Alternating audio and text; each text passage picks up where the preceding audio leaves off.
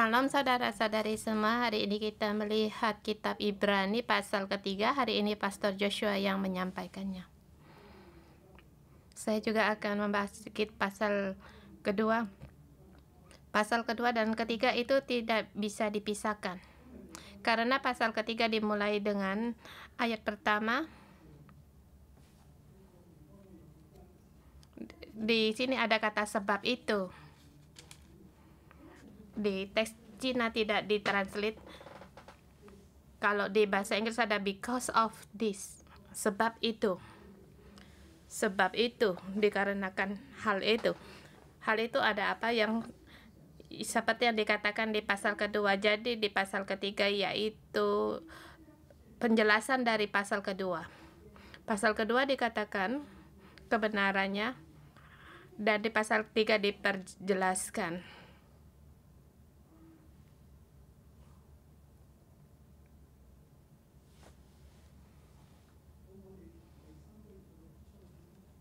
Dari pasal ketiga kita melihat kembali di pasal kedua. Pasal ketiga dibagi dua subbagian dan dengan tema.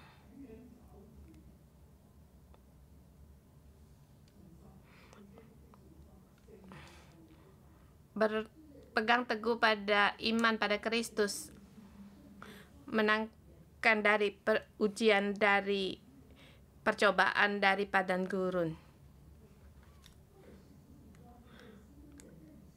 Atau berpegang teguh pada Kristus, melewati ujian dari percobaan dari padang gurun. Orang Israel mereka menghadapi cobaan di padang gurun yang dikatakan di pasal ketiga. Mengapa Paulus harus mengatakan tentang hal ini? Ini untuk memberitakan bagi gereja masa itu. Kalian akan menghadapi percobaan. Dalam percobaan itu ada kesulitan, ada penderitaan.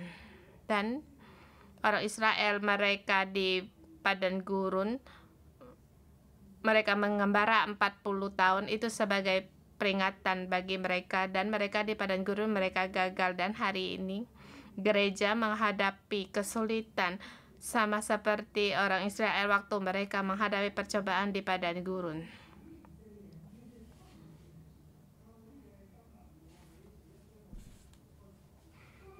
Gereja di pasal pertama sudah dikatakan tentang kesusahan di gereja, dan saya tidak mengulangi. Dan di padang gurun apa kesusahan mereka? Hanya menghadapi penganiayaan dari Kaisar Roma. Waktu mereka merintis, mereka akan menghadapi penganiayaan dan menghadapi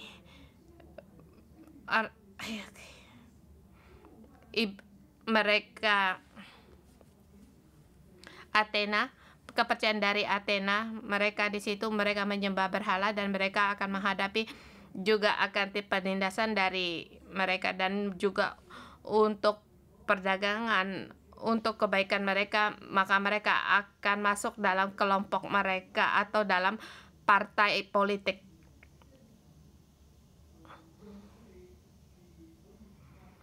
Agar mereka bisa aman, dan juga belum lagi di penganiayaan dari kepercayaan Yahudisme. Satu yang sulit pada saat mereka menghadapi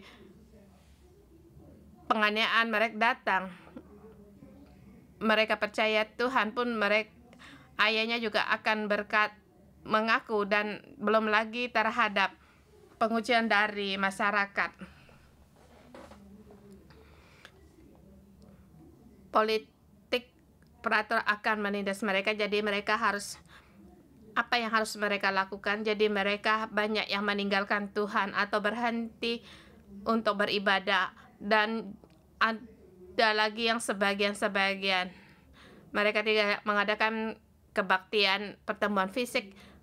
Mungkin 1 bulan cuma datang sekali ke gereja. Jadi mereka berpegang dalam dua belah pihak, dan Paulus berkata itu bukan demikian. Ini semua adalah kesusahan atau kesulitan, tetapi kita harus menangkan atas penderitaan ini. Yesus Kristus juga sudah menang. Jadi ayat kedua dikatakan bahwa Yesus adalah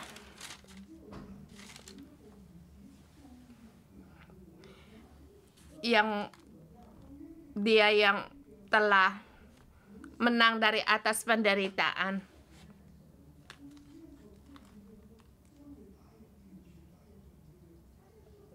Dalam penderitaan Dia membawa kita dalam kesempurnaan. Seperti di ayat kedua dikatakan, di ayat 10 dikatakan Yesus adalah yang memimpin pada keselamatan, pada penderitaan. Ini sangat penting karena Dia yang memimpin pada keselamatan, satu yang benar dalam penderitaan itu benar. Dan saya berkata demikian, saya berharap agar dalam terjemahan teks Cina Alkitab untuk menjelaskan, tetapi translate dalam teks Cina itu tidak begitu jelas, dan saya memberitahukan di ayat kedua pasal ke-10 terjemahan asli.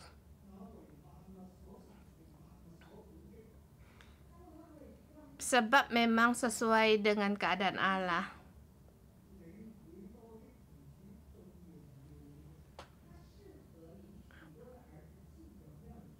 Yaitu Allah yang membawa banyak orang kepada kemuliaan, yang menyempurnakan Yesus yang memimpin mereka pada keselamatan dengan penderitaan.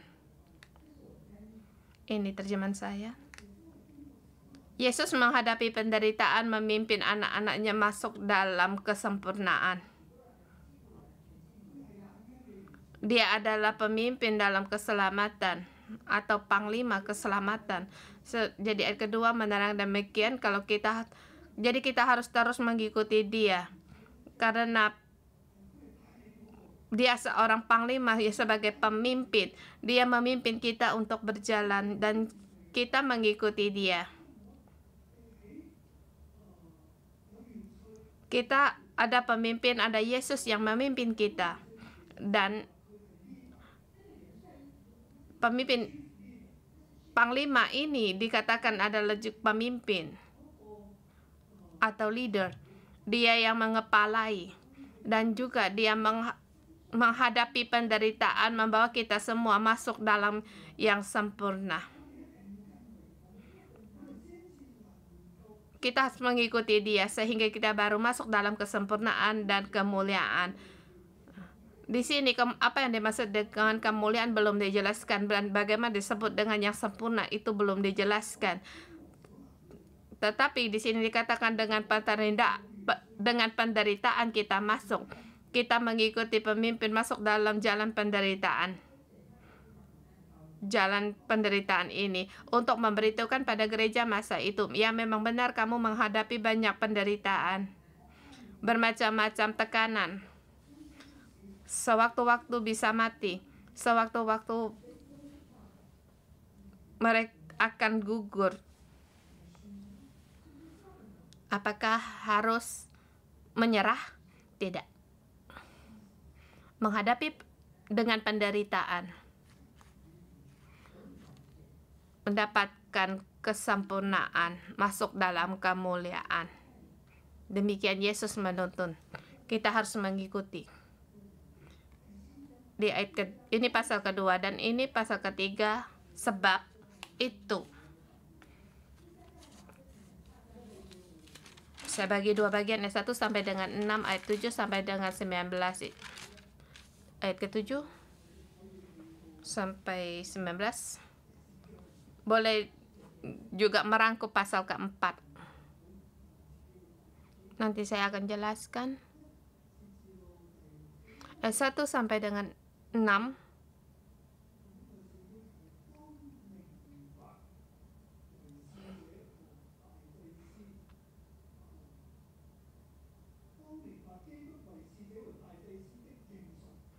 Pada saat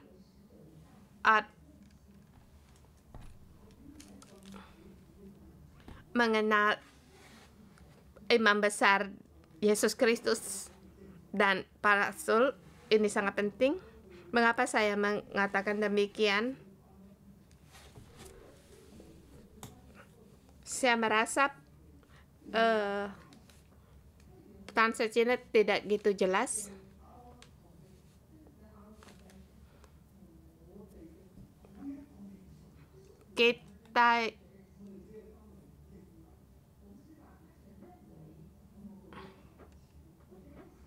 Kita bagi kita dikatakan sebab. Kita harus mengakui. Kata akui itu satu yang jelas. Jadi kita harus mengakui rasul dan imam besar yaitu Yesus.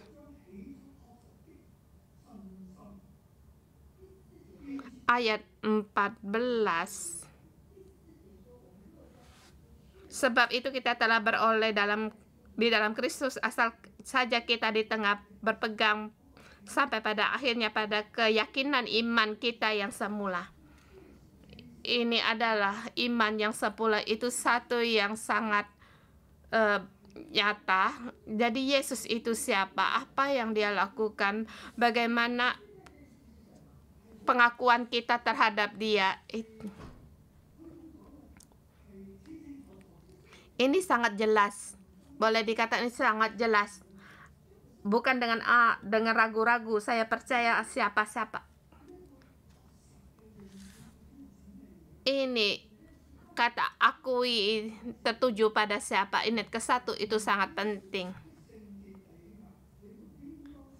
Sebab itu hai saudara-saudara yang kudus, yang mendapat bagian dalam panggilan sorgawi, pandanglah pada rasul dan imam besar yang kita akui, yaitu Yesus.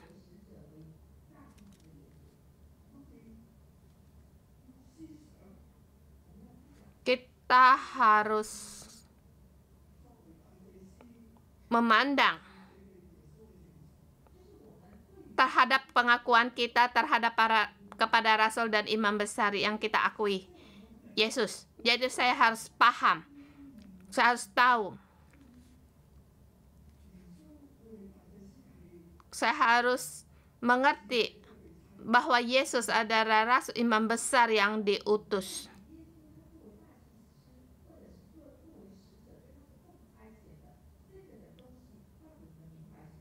Yang dalam apa yang kita paham pada Yesus datang di dunia, dia datang sebagai rasul, sebagai imam besar. Kita harus mengerti terhadap para imam besar atau rasul yang kita ketahui dahulu itu sebenarnya apa. Yesus dia naik ke langit, perlahan orang mulai lupa dan perlahan mereka mulai tidak percaya. Apakah Yesus akan datang? Sampai sekarang dia belum datang. Sampai sekarang apa yang dikatakan yang Yesus berbuat seperti yang dikatakan bukan tidak mungkin dikatakan oleh para nabi itu salah. Seperti dikatakan Salur itu tidak demikian, bohong. Kalau Yesus, kalau dia juru selamat kita, sekarang kita tidak perlu menderita. Tapi mengapa sekarang saya mendapatkan penganiayaan? Bukankah semakin percaya Yesus semakin baik keadaannya? Bukankah semakin baik? Tetapi sekarang malah sebaliknya, malah semakin sulit, semakin menderita. Apakah ini penderitaan kita? Kita percaya pada yang salah. Tetapi pengakuannya tentang percaya pertama, mereka telah meninggalkan mereka, sehingga banyak orang yang meninggalkan gereja dan berhenti untuk beribadah. Jadi Paulus memberitahukan kepada kita harus berpegang teguh pada pengakuan tentang Yesus kita yang utama. Apa yang kita akui? Yesus, dia adalah rasul dan imam besar. Rasul dalam artinya dia yang diutus, yaitu yang diutus oleh Allah.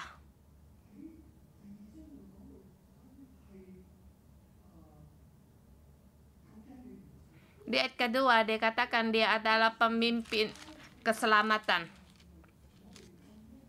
Jadi Allah yang mengutus dia sebagai memimpin kita dalam keselamatan, memimpin kita masuk dalam kesempurnaan seluruhnya.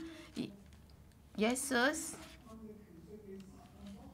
di dalam dunia yang dikuasai oleh setan atau kuasa gelap, sesungguhnya dia harus membawa kita, yang memimpin kita, memimpin anak-anaknya. Dia adalah anak sulung, dia yang pertama, dan juga yang terakhir. Segala sesuatu datang dari dia. Dia yang maha tinggi, seperti di ayat kedua. Dia harus membawa banyak orang-orang dari kegelapan masuk dalam kesempurnaan. Dia melewati penderitaan. Tapi sekarang kita menghadapi penderitaan, kita menyerah. Itu yang salah. Seharusnya kita berpegang pada iman yang pertama. Iman kita terhadap Yesus. Dia imam besar. Dia yang rasul yang diutus oleh Allah, atau malaikat yang diutus oleh Allah. Yang dikatakan dia adalah, di ayat pertama, dia yang memimpin kita masuk dalam kesempurnaan. Jadi dia adalah pemimpin, kita adalah pengikut, dia adalah anak Allah. Dia harus memimpin kita sebagai anak-anak Allah masuk dalam kesempurnaan. Kita harus merenungkan Yesus datang menggenapi keselamatan.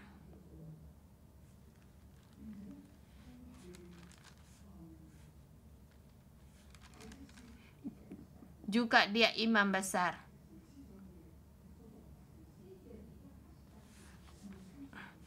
Dia ketika dikatakan dia imam besar, kita harus percaya padanya. Di pasal kedua yang terakhir dikatakan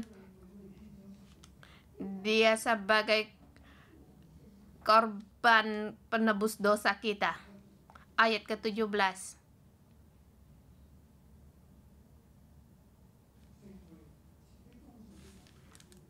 Ia menjadi imam besar yang menaruh belas kasihan dan yang setia pada Allah untuk mendamaikan dosa seluruh bangsa.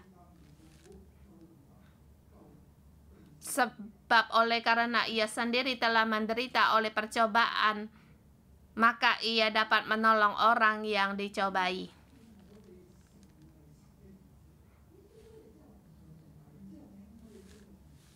Tuhan Yesus sebagai anak Allah dan membawa kita pada yang sempurna. Dia diutus di dunia ini.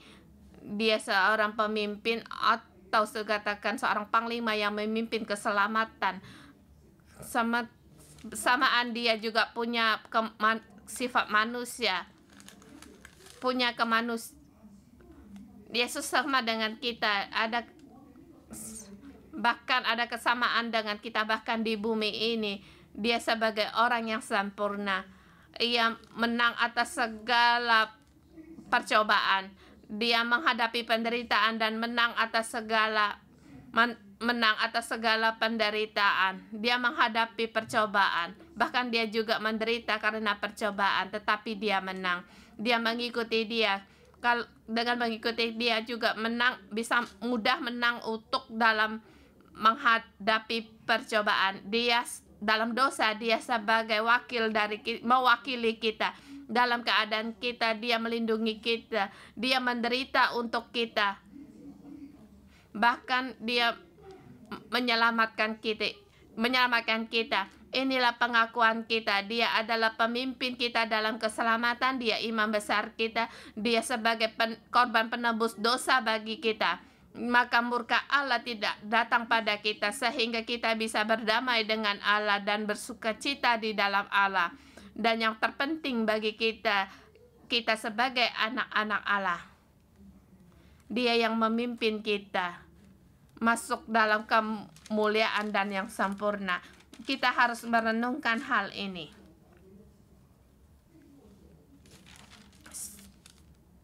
Di penjelasan yang pertama, yang mendapat panggilan dalam sorgawi. Hai saudara-saudara yang kudus yang mendapat panggilan sorgawi. Ini satu yang sangat berkelimpahan artinya. Yesus sebagai pemimpin dalam keselamatan, dia imam besar, dia sebagai imam, bahkan sebagai korban persembahan penebus dosa. Di sini juga, hai saudara-saudara yang kudus yang mendapat bagian dalam panggilan sorgawi. Saudara-saudara yang kudus yang mendapat bagian dalam panggilan sorgawi. Saudara-saudara ini adalah kita.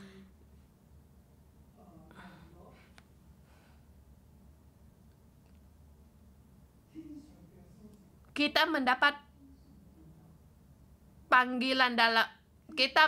bagian dalam panggilan sorgawi yang memanggil kita sebagai orang yang kudus.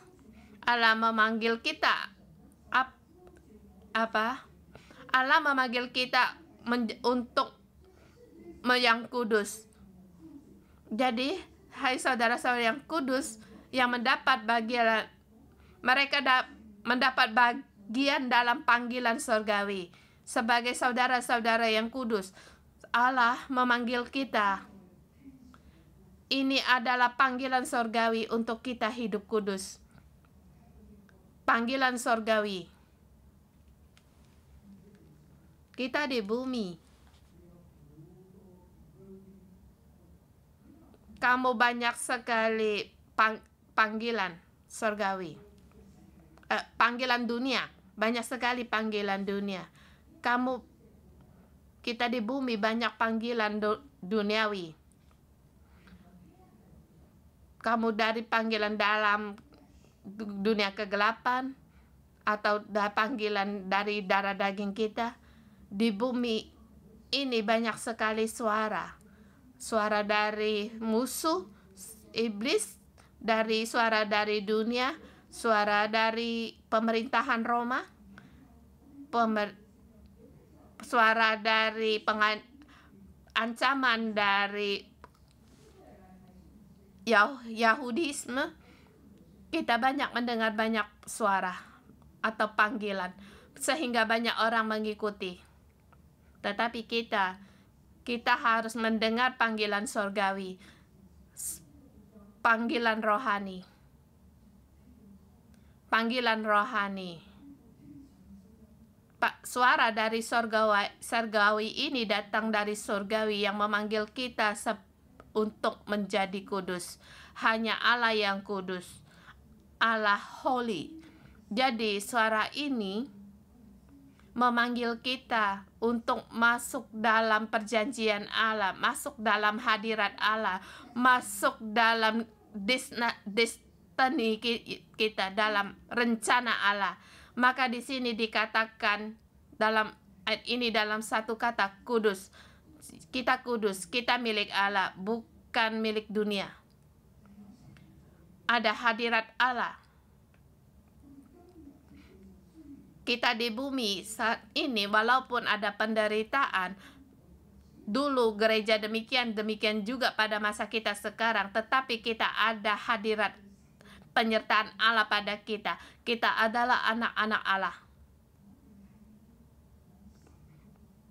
Kita harus berjalan dalam arah Allah, dalam jalan sorgawi, dalam panggilan Allah. Ini jalan Allah yang memanggil kita untuk berjalan, dan kita mendapat bagian dengan Dia. Kita bersama Allah mendapat bagian. Dalam kekudusannya kita juga mendapat bagian, dan panggilan ini kita di dalam Tuhan ada bagian. Dalam apa yang Tuhan sediakan bagi kita ada bagian. Ini ada dua arah. Satu arah dunia, satu arah yang mengenakkan. Yang salah satu jalan penderitaan bersama Yesus. Tetapi ini adalah jalan surgawi, jalan yang kudus. Paulus menyuruh saudara-saudara semua, kalian semua harus kudus, yang mendapat bagian dari panggilan surgawi. Dalam apa yang disediakan hal-hal duniawi, ada bagian, mendapat bagian. Dengan kemuliaan Allah menyempurnakanmu. Dalam Allah kamu mendapat bagian. Dan bersamaan waktu di dunia juga banyak suara terhadapmu, dan panggilan-panggilan ini kamu berdiri di sebelah mana. Kamu harus mengerti pengakuanmu terhadap mula-mula terhadap Yesus. Dia telah menggenapi, dan juga dia adalah rasul besar, imam besar yang diutus oleh Allah. Kamu telah dikuduskan. Kamu telah memiliki identitas anak-anak Allah. Tetapi adakah kamu sudah sempurna? Tidak. Kita harus berjalan dalam jalan penderitaan. Sekarang kita menghadapi percobaan. Kita harus terus maju berjalan, bukan mundur. Kita harus maju terus. Kita harus memahami hal ini. Kita harus berpegang teguh pada imanmu. Saya mengatakan satu ayat hampir semua diselesaikan. Seluruhnya sebenarnya di ayat pertama.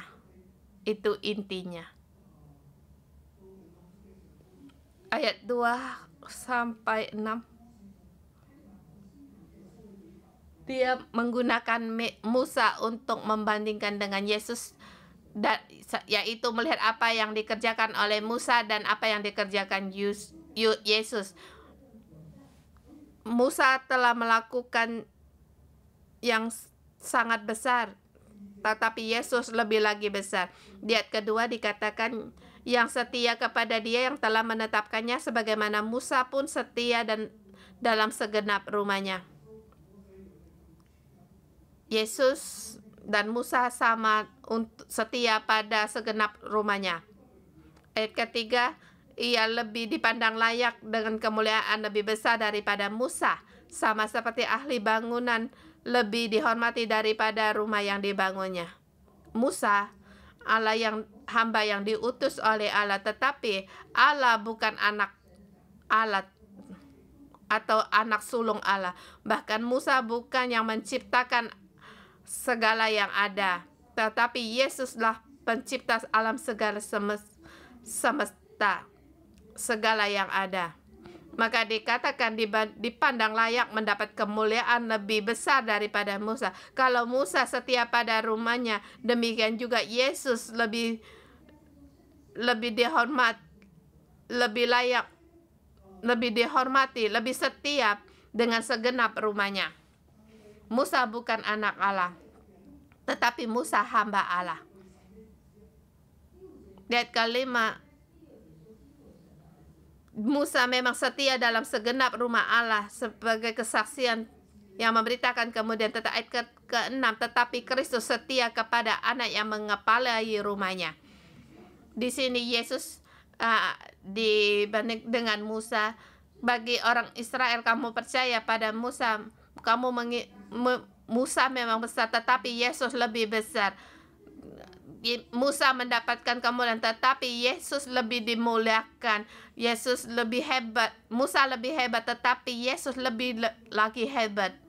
Jadi mereka menggunakan Musa untuk memberitakan tentang Yesus, lebih menyatakan Yesus lebih besar lagi, dan juga percaya Yesus siapa dia. Dan kita harus menyuruh untuk berpegang teguh pada kepercayaan dan pengharapan kepada Yesus.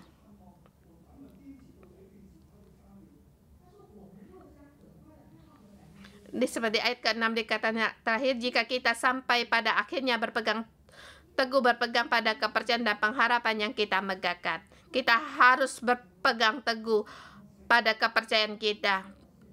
Di tengah perbandingan antara Yesus dengan Musa, lewat ini lebih lagi harus menyatakan, mengakui iman kita. Kalau kamu percaya kepada Musa, kamu harus lebih lagi percaya pada Yesus. Hai Israel, percayakah kamu? Percayakah kamu pada Musa? Ya, saya percaya. Tapi kamu harus lebih lagi percaya pada Yesus dan berpegang teguhlah. Yesus adalah rasul dan imam besar dari Allah. Kalau kita berpegang teguh pada kepercayaan kita, kita akan menghadapi sesuatu. Bagaimana menghadapi penderitaan di padang gurun, percobaan di padang gurun. Orang Israel, mereka 40 tahun, mereka tidak seluruhnya mengetahui akan pekerjaan Tuhan. Mereka tidak melihat. Akhirnya mereka mati bergelimpangan di padang gurun. Israel di sejarah menghadapi percobaan ini, menghadapi percobaan di padang gurun, mereka tidak bisa melewati. Hari ini Yesus telah datang, telah menggenapi keselamatan. Kita punya pengakuan, kita akui dia sebagai rasul, imam besar, dia sebagai pemimpin dalam keselamatan. Dia telah menang atas percobaan dan menang melepaskan kita dari penderitaan, dari percobaan. Apakah kita berjalan dalam jalan penderitaan ini? Atau dalam penderitaan ini kita seperti di padang gurun, di jalan padang gurun. Jalan-jalan kita berhenti dan tidak mau terus berjalan, akhirnya terjatuh, akhirnya mati. Hari ini tidak sama dengan hari masa lalu. Yesus telah datang. Masa lalu itu Musa. Orang Israel mati di padang gurun. Yesus menyelamatkan kita, dia datang untuk menyelamatkan kita masuk dalam yang sempurna. Di padang gurun dan nenek moyang kita di padang gurun, mereka tidak sempurna, hati mereka keras hati. Tetapi sekarang Yesus membawa kita pada kesempurnaan, tetapi kita belum mendapatkan. Tetapi kita mendapatkan kasih karunia Allah. Dikatakan kita mendapatkan tempat perhentian dari Allah. Bahkan kita telah mendapatkan kuasa, yaitu kasih karunia surgawi yang diberikan kepada Allah, yang datang dari surga, agar kita dapat meraih dan kita masuk.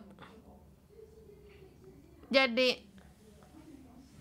kita ada pimpinan dari Allah. Ada bahaya, ada tuntunan Allah. Allah bersuara dan juga bekerja.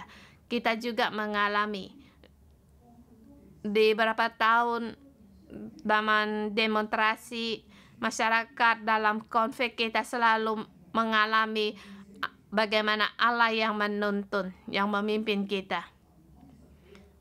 Dulu kita tidak boleh untuk kebaktian fisik, kita lebih tahu, kita lebih dahulu dari pemerintah.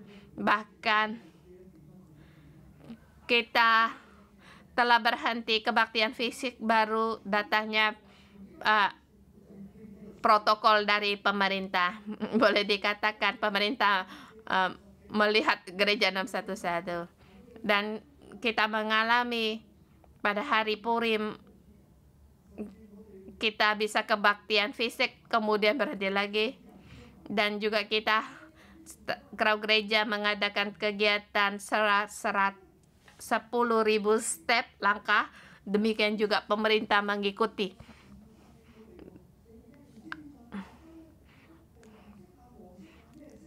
Allah tetap menuntun kita, bahkan di dalam demon di masyarakat Hong Kong, mereka masing-masing punya warnanya sendiri.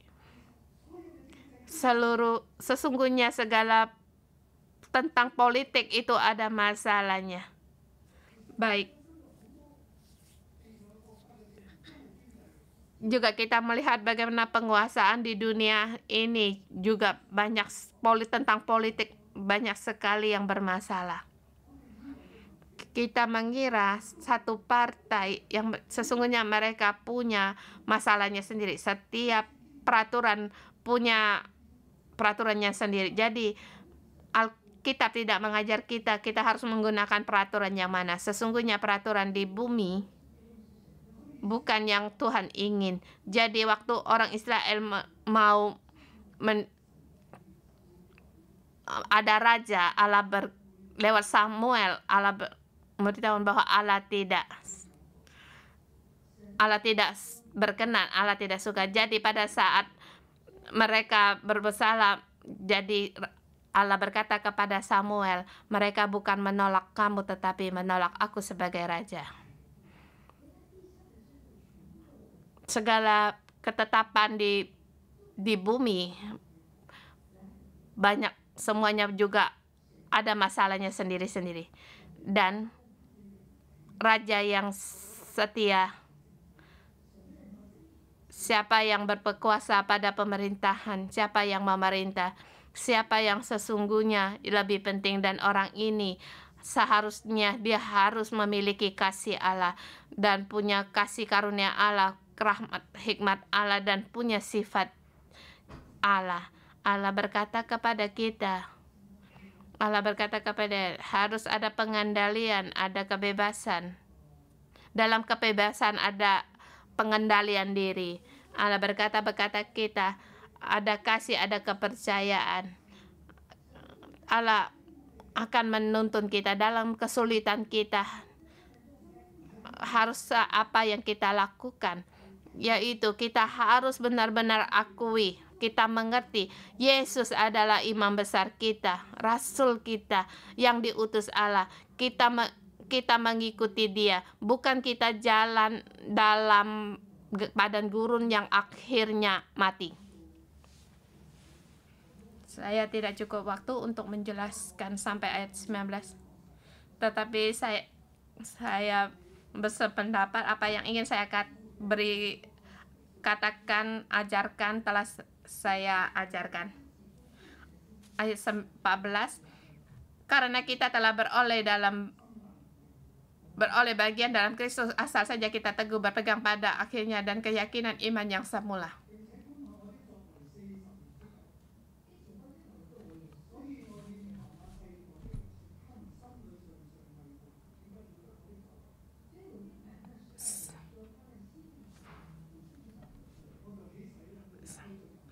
Siapakah yang membangkit mereka? Tetapi apabila pernah dikatakan pada hari ini, jika kamu mendengar suaranya, janganlah keras hatimu seperti dalam kegeraman. Dan dikatakan demikian yang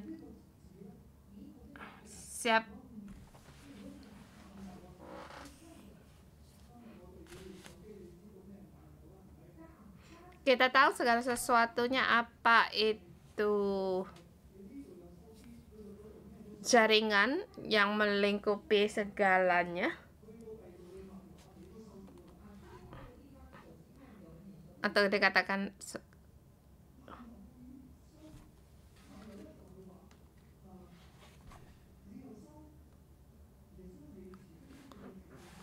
kamu menerima Yesus sebagai pusat dari keselamatan, tapi di sebelah pihak kamu menerima suara dunia, menerima suara dari setan, dari media, apapun kamu terima di internet, apapun kamu terima, Alkitab kamu lihat, kamu baca di hal-hal dunia juga kamu lihat, kamu baca, kamu ikuti, sama saja kamu terombang-ambing di dunia. Hatimu jangan terombang-ambing, kamu akan tersesat. Ini apa itu ya, kamu haruslah berpegang teguh, janganlah keras hatimu. Kamu kalau keras hati, kamu akan kehilangan Tuhan Allah. Percaya pada Allah, janganlah terima suara dunia. Mohon Tuhan untuk menguatkan kita, membantu kita.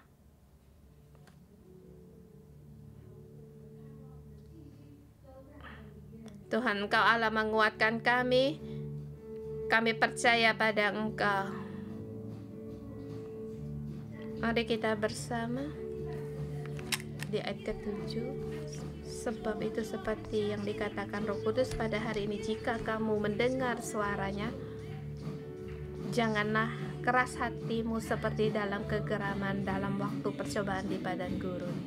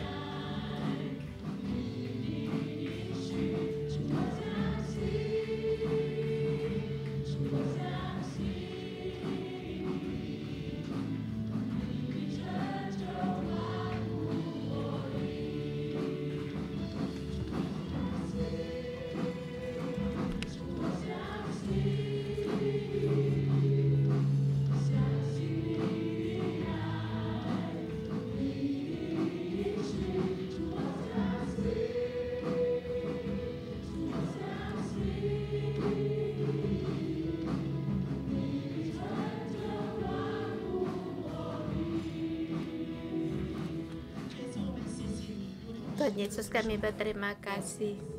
Kami berkata pada Engkau, Tuhan, kami percaya hari ini ayat memberitahukan pada kami, mereka murid mereka keras kepala, mereka murtad, hati mereka ada pada segala yang sesuatu. Hari ini di ayat memberitahukan pada kami, saudara-saudara yang kudus mendapat panggilan surgawi. Kita mendapat panggilan surgawi, yaitu kamu dan aku, yaitu untuk menjadi kudus hari ini. Ada suara dunia, suara dari politik, suara dari musuh, atau mendengar suara surgawi. Mari kita berdoa. Roh Kudus, kami menyambut Engkau hadir pada kami, bukalah hati kami, telinga rohani kami, tolonglah kami agar hati kami tidak ada lagi pada segala sesuatu, tidak lagi pada kedagingan kami, kepada iblis, Tuhan, tetapi kami hanya mendengar pada Engkau. Roh Kudus, berfirmanlah pada hati kami. Tuhan, kami mengakui pada saat kami hidup di dunia ini yang kami menghadapi jalan penderitaan, tetapi Tuhan, Engkau memberikan janji kepada kami. Engkau yang menuntun kami melewati penderitaan kami, sehingga kami bisa masuk dalam kesempurnaan. Roh Kudus, Engkau berfirman pada kami setiap orang.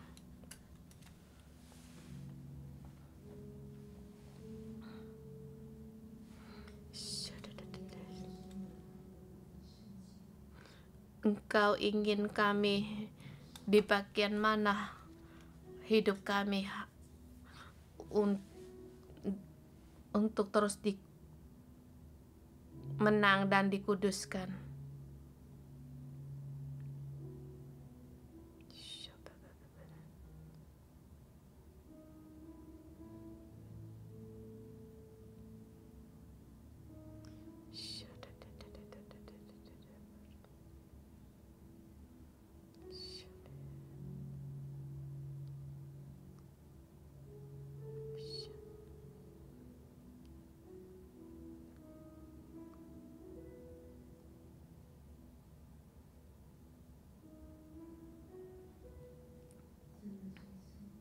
Tuhan Yesus yang kami kasihi,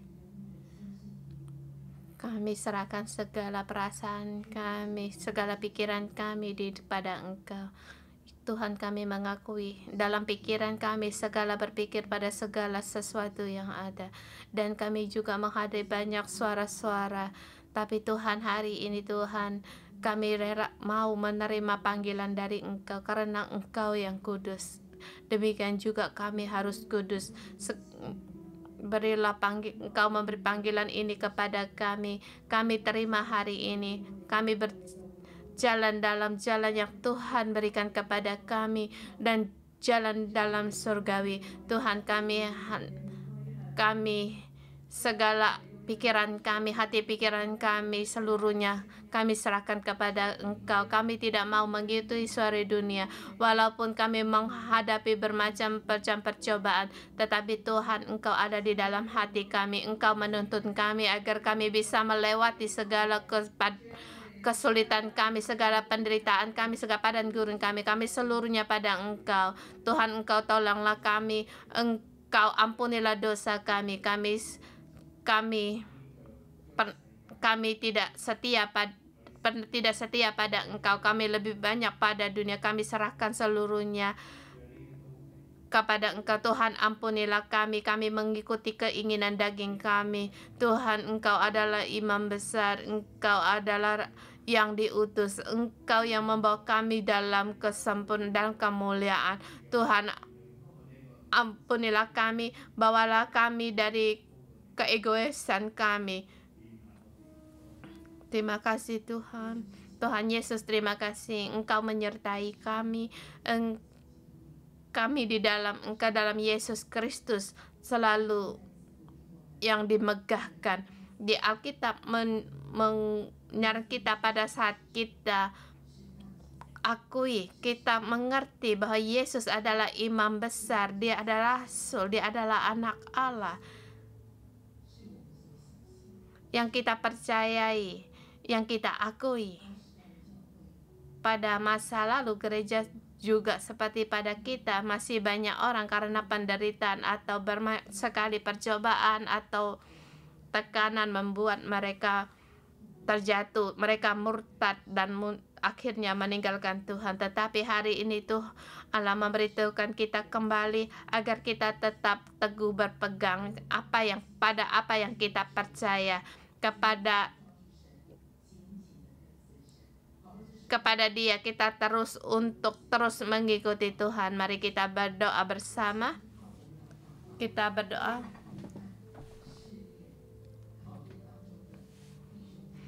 Yang pertama, kita berdoa pada saudara-saudara kita yang dalam penderitaan, termasuk kita sendiri. Dan juga yang kedua, berdoa supaya kita percaya, agar kita berpegang teguh, kita percaya pada Yesus untuk memberikan kepada kita iman yang lebih besar lagi. Kita percaya bahwa Yesus adalah Rasul yang diutus Allah, imam besar, anak Allah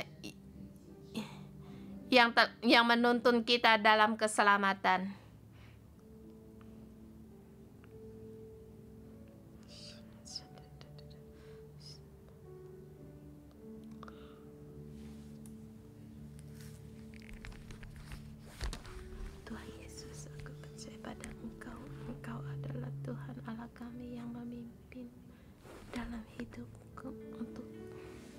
berjalan dalam kemuliaan-Mu Tuhan. Kuatkanlah, teguhkanlah iman kami agar terus percaya pada Engkau, dan juga setiap kami dalam segala sesuatu Tuhan, pikiran kami hanya tertuju pada Engkau, sebab Engkaulah Allah, sebab Engkaulah Tuhan kami yang menuntun kami dalam kemuliaan.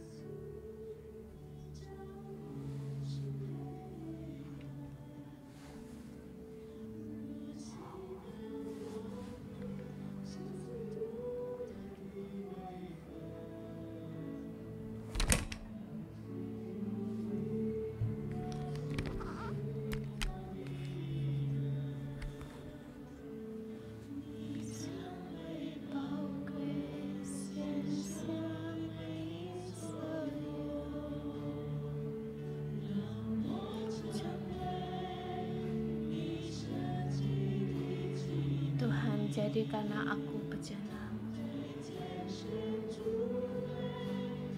kami yang Engkau pilih sebagai imam dalam kerajaan-Mu, kerajaan yang kudus, umat Allah,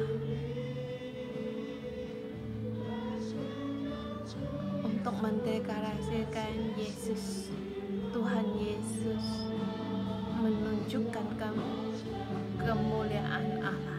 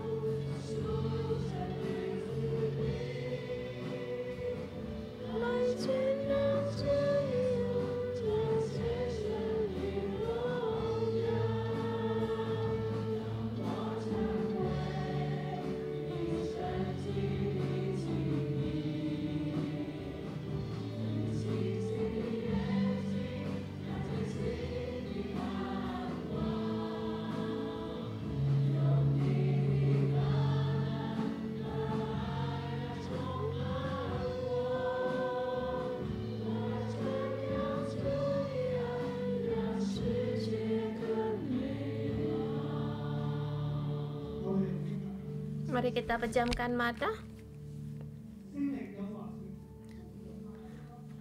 Sebab itu seperti yang dikatakan Roh Kudus, pada hari ini jika kamu mendengarkan suaranya, janganlah keraskan hatimu seperti dalam kegeraman pada waktu percobaan di padang gurun,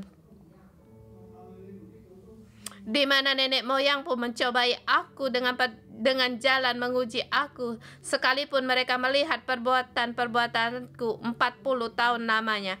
Itulah sebabnya aku murka pada angkatan itu dan berkata, selalu mereka sesat hati dan mereka tidak mengenal jalanku. Sehingga aku bersumpah dalam murkaku, mereka takkan masuk ke tempat perhentianku. Seperti yang dikatakan Roh Kudus, pada hari ini jika kamu mendengar suaranya, pada hari ini, sekarang, jika kamu mendengar suaranya. Roh Kudus bertanya kepadamu, apakah kamu mendengar suaranya? Anak-anakku, pada saat kamu mau mendengar suara Roh Kudus, letakkan tanganmu di atas hatimu. Roh Kudus, kami mau mendengar Engkau. Saudara semua, letakkan tanganmu juga di hatimu. Roh Kudus, kami setiap orang, kami mau untuk mendengar. Sekarang kami mau mendengar. Tolonglah kami. Janganlah keraskan hati kami. Berilah kami ada sukacita dan kepuasan, agar hati kami selalu mendapatkan dipuaskan, bukan keras hati. Agar kami terhadap Engkau lemah lembut. Kami tidak mau seperti nenek moyang kami seperti pada hari-hari untuk mencobai Engkau. Tuhan, hati kami tidak mau pada segala yang ada. Kami tidak mau lagi mendengar suara dunia. Bukan segala suara kami terima. Kami hanya mau menerima panggilan, suara panggilan dari surgawi. Suara panggilan yang berfirman kepada kami, Roh Kudus, bukalah hati kami, agar hati kami menjadi lemah lembut, agar mata kami bisa melihat, mata rohani kami melihat perbuatan-perbuatan Engkau, agar kami bisa tahu bagaimana mengikuti Engkau, dan sehingga kami bisa masuk ke tempat perhentian-Mu, masuk ke tempat yang membuat kami pada kesempurnaan sebagai orang-orang yang kudus di dalam-Mu, dan berbagi pada kekudusan-Mu, masuk dalam hadirat-Mu. Buanglah segala kejahatan yang tidak percaya, agar kami selalu mengikuti Engkau. Berkatilah kami, berbelas kasihan pada kami, agar kami punya kasih karunia mengikuti Tuhan. Tuhan, dapatkanlah kami sekarang. Aku dalam nama Tuhan Yesus memberkati saudara-saudari semua. Kuasa Tuhan ada padamu. Panggilan surgawi ada padamu. Kuasa surgawi juga tercurah padamu. Segala hikmat surgawi, pikiran, pandangan juga tercurah bagimu. Dalam kesulitan dunia ini, bahkan dalam penderitaan, Tuhan mau setiap langkahmu Tuhan tuntun. Dan juga karena Dia telah menang dalam percobaan, dan juga Dia akan membuatmu menang dari setiap percobaan, dan membuat kamu menang dari percobaan di padang gurun, berjalan dalam jalan surgawi. Di dalam setiap langkahmu dipenuhi dengan minyak, penuh dengan istirahatan Tuhan, kesetiaan Tuhan. Allah menyertai-Mu. Dalam nama Tuhan Yesus memberkati, penuh dengan damai sejahtera dan sukacita. Amin. Kita berikan kemuliaan, tepuk tangan kita pada Tuhan. Tuhan memberkati kita renungan pagi sampai di sini. Tuhan memberkati.